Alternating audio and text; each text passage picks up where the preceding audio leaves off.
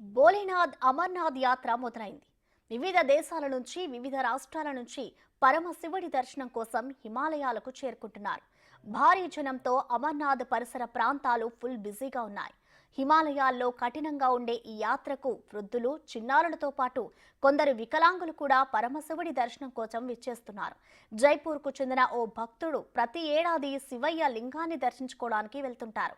కానీ ఆయనకు 2 కాళ్లు లేవు. ఓ యాక్సిడెంట్లో 2 కాళ్లు కోల్పోయాడు. అయినా సరే భక్తి శ్రద్ధలతో మహాదేవుడి దర్శనానికి వెళ్ళాడు.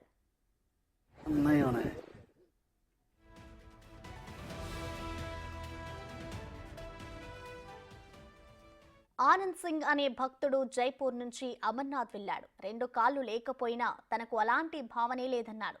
స్వామిపై ఉన్న భక్తితోనే ప్రతి ఏడాది అమర్నాథ్కు వెళ్తున్నట్లు చెప్పాడు. అక్కడికి వెళ్తే తన మనసు ప్రశాంతంగా ఉంటుందన్నాడు. తాను ఎప్పుడూ వికలాంగుడినని బాధపడలేదన్నారు. ఎంతో మంది తనను చూసి వికలాంగుడు అనుకున్నా తనకు మాత్రం అలాంటి భావన ఎప్పుడూ లేదన్నాడు. మంచి మనసుతో స్వామివారిని దర్శించుకుంటే అన్ని శుభాలే కలుగుతాయని ఆ కాలు లేని వ్యక్తి భావిస్తున్నాడు. में मेरे दोनों पैर चले गए थे 22 वर्ष पहले 2002 में, और मैं 2010 से भोले बाबा की यात्रा पे निरंतर आ रहा हूँ।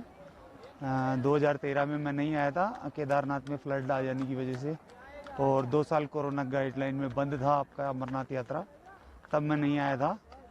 उसके अलावा मैं निरंतर, ये मेरी 12वीं यात्रा है अमरनाथ की, और बाबा से मेरा विशेष लगाव है, इसीलिए मैं बाबा से मिलने हर साल आता हूँ।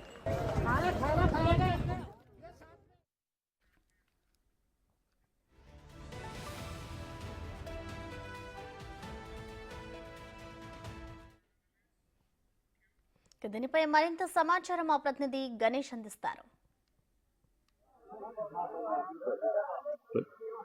ఎట్టకేలకు బిగ్ టీవీ టీము అమర్నాథుడి చెంతకు చేరుకోగలిగింది. దాదాపు 25 కిలోమీటర్లు, అంటే దాదాపు 4000 మీటర్లు, అంటే 13,500 అడుగుల ఎత్తులో ఉన్న అమర్నాథుడి దర్శనానికి అత్యంత సాహసోపేతంగా మనం చిన్న చిన్న మజిలీలు చేసుకుంటూ అమర్నాథుడి దగ్గరికి చేరుకున్నాం. ఇక్కడ నుంచి అక్కడికి వెళ్ళే అవకాశం లేదు. మన దూరంగా కనిపిస్తున్న అమర్నాథుడిని ఒక్కసారి మీరు చూడొచ్చు. అంటే ఇక్కడికి మనం ఎక్కడైతే ఆగిన స్టాప్ ఉందో దీనికి 1.7 కిలోమీటర్ల దూరంలో మనకి అమర్నాథుడు గుహ కనిపిస్తుంది. ఈ గుహలోనే అమర్నాథుడు మంచులింగంలో ఈశ్వరుడు కొలువై ఉన్నాడు. అక్కడికి వెళ్ళడానికి ఎటువంటి ఫోన్లు అనుమతించరు, ఎటువంటి ఎలక్ట్రానిక్ గూడ్స్ కూడా అనుమతించలేని పరిస్థితి ఉంటుంది. అందుకే మనం ఇక్కడే ఆగాం. మనం చూడొచ్చు, అంటే చాలా వరకు గుర్రాల మీద కావచ్చు, లేకపోతే డోలీల మీద కావచ్చు, లేకపోతే హెలికాప్టర్ ద్వారా కావచ్చు, ఎవరు వచ్చినా ఇక్కడ నుంచి కాలినడకన వెళ్లాల్సిందే, మరీ అనారోగ్యంతో ఉండేవాళ్ళు తప్ప. అంటే ఇప్పటికి అమర్నాథ్ యాత్రలో మనం చూస్తున్నాం, ఆ 2 కొండల పరిస్థితి మనం చూస్తున్నాం. అంటే ఒకటి నాకు కుడివైపున కనిపిస్తున్నది పెహలగాంకి సంబంధించింది కనిపిస్తుంది. మరోవైపు రెండవది, అంటే పెహలగాం కాకుండా రెడీవైపు ఉండేది బాల్టాల్ నుంచి ఉండేది, కుడివైపున బాల్టాల్ కనిపిస్తుంది. ఈ 2 కొండల మధ్యలో ఉండేది అమర్నాథుడిగా మనం చూడాలి. అంటే 2 యాత్రలు కూడా అటువైపు పెహలగాం నుంచి, మరోవైపు బాల్టాల్ నుంచి కొనసాగిస్తారు. దాదాపు పెహలగాం నుంచి అయితే 35 నుంచి 38 కిలోమీటర్లు ఉన్నాయి. ఇక్కడ 20 నుంచి 25 కిలోమీటర్లు ఉంటుంది.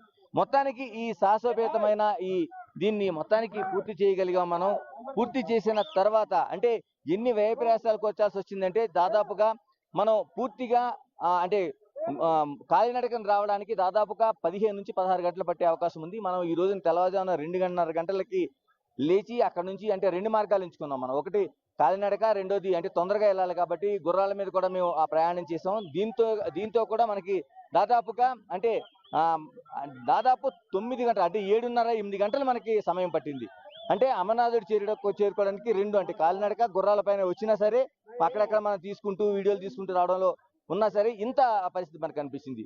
అంటే మొత్తానికి అమర్నాథుడి యాత్రను మనం చేరుకోగలిగాం. ఇప్పటికొచ్చి తెలుగు ఛానల్లో కావచ్చు, తెలుగు ఛానల్లో ప్రత్యేకంగా బిగ్ టీవీ మాత్రమే దీన్ని చేయగలిగింది. మన కలీగ్ సురేష్ తో కలిపి మనం ఈ సాహసాన్ని, ఈ భక్తి యాత్రని పూర్తి చేయగలిగాం. ఎందుకంటే దేశంలో ఉన్న అనేక యాత్రలు మనకు చెప్పుకోదగిన దాంట్లో అమర్నాథుడికి ఒక ప్రత్యేకత ఉంది. ఎందుకంటే కఠినమైన యాత్ర.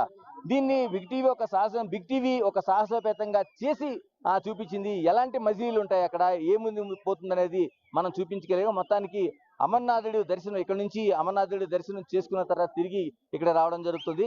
మొత్తానికి జరిగిన ఒక దాదాపు హైదరాబాద్ నుంచి శ్రీనగర్ నుంచి మనం బాల్టాల్ దగ్గర నుంచి ఇక్కడికి అమర్నాథుడికి రావడానికి ఇంత ప్రయాణం జరిగింది. కాబట్టి ఇన్ని ప్రయాసాల మధ్య నేను మధ్యలో కూడా ఒక సిక్ అయ్యాను. దాదాపు ఇంకో 7 కిలోమీటర్ల దూరంలో అమర్నాథుడు ఉందనగా నేను సిక్ అవ్వడం జరిగింది. మళ్ళీ కొద్దిగా చిన్న 2-3 టాబ్లెట్స్ వేసుకొని ట్రీట్మెంట్ చేయడంతో మళ్ళీ తిరిగి నా ప్రయాణం కొనసాగించాను.